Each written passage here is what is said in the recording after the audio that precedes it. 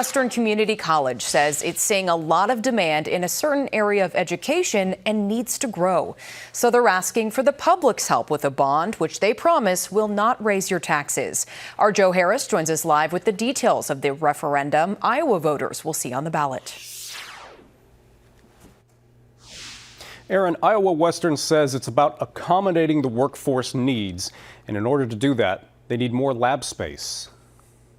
These are mainly our diesel engines. Iowa Western Community College President Dr. Dan Kinney says career technical education, which encompasses skills like welding, automotive, and construction, is becoming popular among high school kids and adults. We're really working with our high school students right now in career exploration. What do you want to do when you graduate from high school? And we're seeing more and more students that want to work with their hands in plumbing, electrical, diesel tech, automotive. He says a lot of those courses are at capacity, and that over the last 5 years, his institution's diesel tech program has grown by 230%. This semester we have 77 students.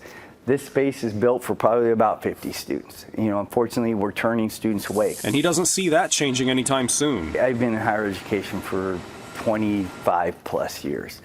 The career technical side continues to grow. So they're looking to expand and renovate facilities on several IWCC campuses and build a new diesel and auto tech center in Council Bluffs. It'll be a transportation facility, and what this transportation facility will do, it'll double really the space that our diesel tech and auto labs currently hold. To cover those expenses, Iowa Western wants to issue a 20-year, $55 million bond on 13 counties in southwest Iowa, all of which Kinney says his college system serves. And he says a couple other bonds are expiring in the coming years, which would allow this bond to take effect without raising local property taxes. I think that's the most important thing about it is our taxpayers will see their property taxes maintain their levy rate that we currently have as Iowa Western Community College, but we're going to put the workforce to support southwest Iowa and keep our youth at home.